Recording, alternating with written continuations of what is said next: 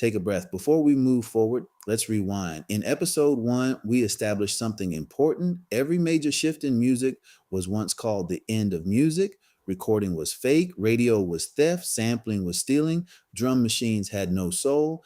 And today, AI is facing that same language. But history showed us a pattern: shock, resistance, moral outrage, economic fear, then adaptation. That pattern matters because once you see it, you stop reacting emotionally and you start thinking strategically.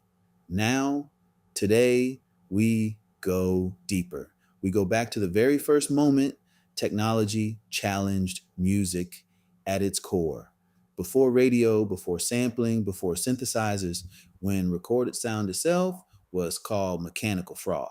When respected composers warned that society would weaken, when musicians believed a machine would replace them.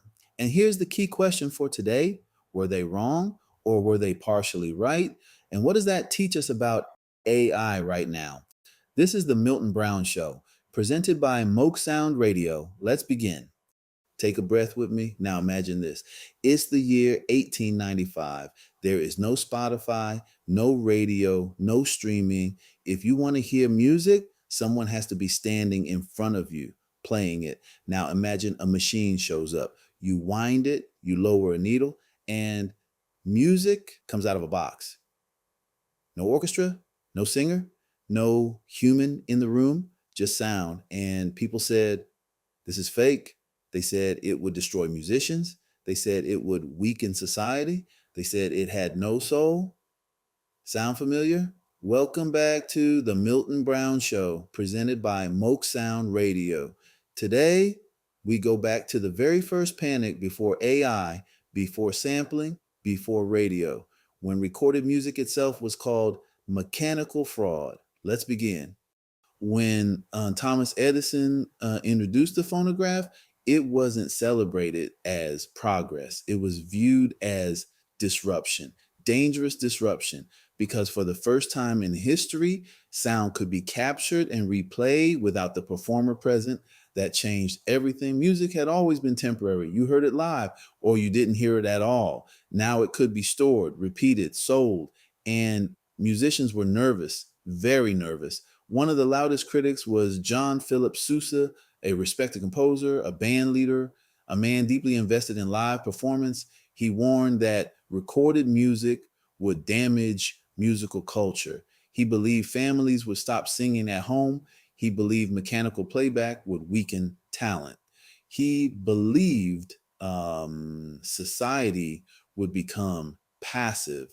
And here's the phrase he implied: music would lose its soul. That phrase keeps coming back: lose its soul. Now think about what was really happening. The fear wasn't about sound, it was about control. If music could be replayed, what happens to the performers? If people could buy a cylinder, why hire a band? Access replaces labor. That was the anxiety. And it's the same anxiety we hear today. When people say, if AI can generate songs in minutes, what happens to musicians? Different century, same structure. Now, here's the part history makes clear. Recorded music did reduce certain live gigs, yes, but it also created entirely new industries: recording artists, studios, engineers, producers, distribution networks, royalty systems, publishing empires. An ecosystem was born. But at the beginning, it felt like extinction because humans respond emotionally first, logically later. The first reaction to innovation is, what does this take from me? Not what does this create? And that psychological pattern has not changed. In the next segment, we move from the phonograph to radio, because when radio arrived, the fear got louder, much louder. Stay with me. Now, let's move forward a few decades. It's the 1920s. Recorded music exists, but something new arrives: radio, and radio changes everything overnight, because now music doesn't just sit in your home on a disc. It travels through the air, across cities, across states, into millions of homes for free. Pause. Think about that. Free music broadcast everywhere. Musicians panicked. Live performers said, if people can hear us on the radio, why would they pay to see us live? Orchestras feared collapse. Union leaders protested. Some newspapers described radio as legalized theft because music was being played without a live band being hired. The fear was simple: exposure replaces employment. Sound familiar? Now, here's what actually happened. At first, yes, some live gigs decreased, but something bigger occurred. Radio created national stars. Before radio, artists were local. After radio, they were known across the country. Record sales increased, concert demand increased, publishing royalties expanded, advertising revenue exploded. Entire genres spread faster than ever before. Jazz, blues, country, popular music became national culture. Radio didn't kill music, it amplified it. But here's the important part. At the beginning, no one could see that outcome. All they saw was loss. When change happens, humans zoom in on what disappears, not what's forming. And that emotional pattern repeats. Now compare that to today. AI generates music. People say, if anyone can make a song, what happens to professional artists? If tools get easier, what happens to skill? The same emotional math. Access equals threat. But history suggests something different. Access often equals expansion. New roles appear, new gatekeepers form, new economic models emerge. The question is never will music survive? It always does. The real question is who learns the new system first? Because radio didn't reward everyone equally. It rewarded those who understood broadcast. Recording didn't reward everyone equally. It rewarded those who adapted to studio production. And AI will not reward everyone equally. It will reward the strategic. In our next segment, we move into something even closer to today. When technology didn't just distribute music, it reshaped how music was made. Synthesizers, drum machines, and the fear of artificial sound. Stay with me. Now, we move closer to modern times because the next wave of panic wasn't about distribution, it was about creation itself. Enter the synthesizer, electronic sound, oscillators, circuits, machines producing tones that had never existed before. And musicians split into two camps. Some said this is innovation, others said this is fake. Pause. They said it wasn't real music if it didn't come from strings or brass. They said electronic tones had no warmth, no humanity, no soul. There's that word again, soul. Then came drum machines, machines that could keep perfect time, machines that didn't get tired, machines that didn't argue, machines that didn't demand pay. And drummers were nervous, very nervous, because now a producer could program rhythm without hiring a live player. The same emotional formula. Access replaces labor. But here's what actually happened. Synthesizers didn't eliminate instruments. They expanded sound design. Drum machines didn't eliminate drummers. They created new genres: hip hop, electro, house, techno, entire movements born from machines. And the musicians who adapted, they became pioneers. The musicians who resisted, they became critics. Now, let's zoom out. What's the pattern we're seeing? Every time technology enters the creative process, people question authenticity, they question legitimacy, they question effort, but eventually the tool becomes invisible. Today, no one debates whether synthesizers are real. No one questions whether drum machines belong in music. They are simply part of the landscape, which brings us closer to today. Because I feels like the next step, not just a new instrument, not just a new distribution channel, but a system that assists composition itself.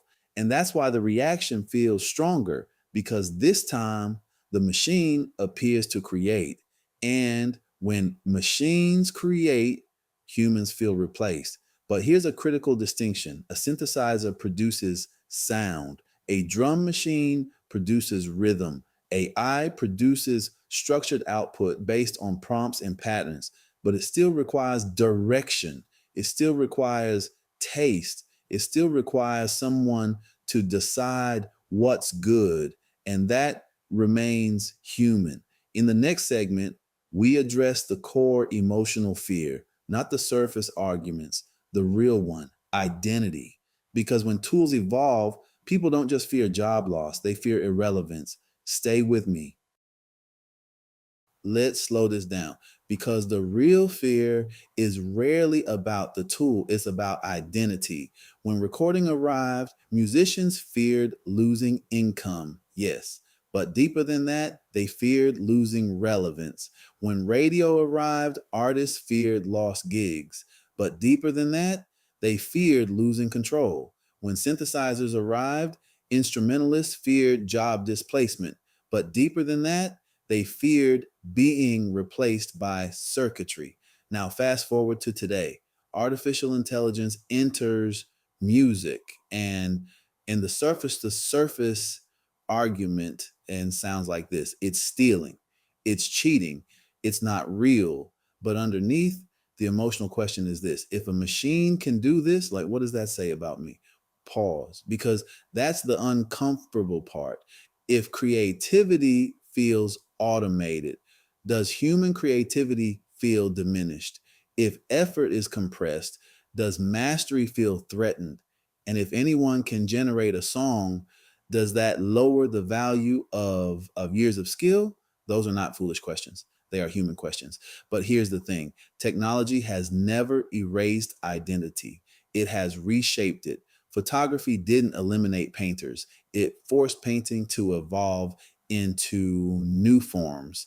Digital editing didn't eliminate filmmakers, it expanded who could create films. Streaming didn't eliminate music, it shifted how music earns.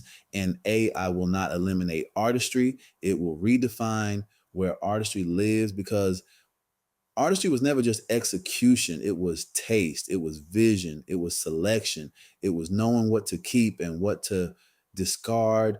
And machines, no matter how advanced, still do not possess human taste.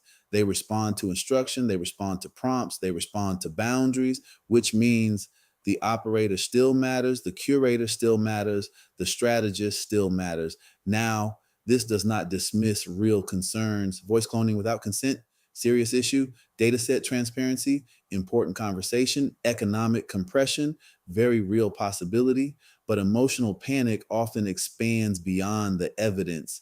The deeper fear is not about AI, it's about this identity.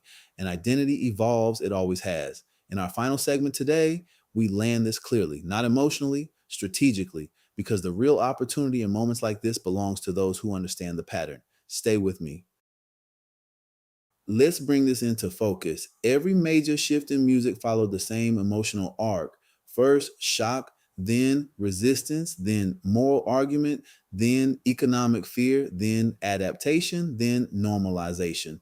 The phonograph was mechanical fraud, radio was theft, synthesizers were artificial, drum machines were job killers, sampling was stealing, auto tune was fake talent, streaming was the death of ownership, and now AI is the end of creativity. But history suggests something different. Music does not disappear, it reorganizes. Power does not vanish, it redistributes. And identity does not dissolve, it evolves.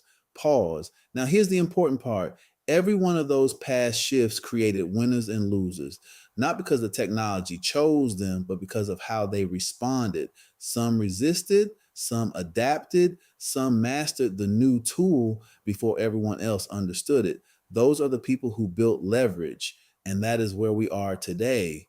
AI is not asking permission, it is accelerating.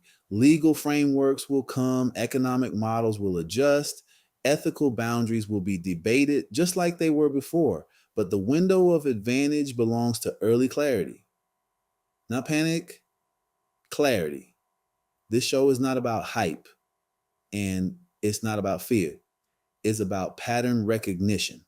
Because once you recognize the pattern, you stop reacting emotionally and you start positioning strategically. In episode 3, we move directly into the present. We will break down what AI music systems actually do.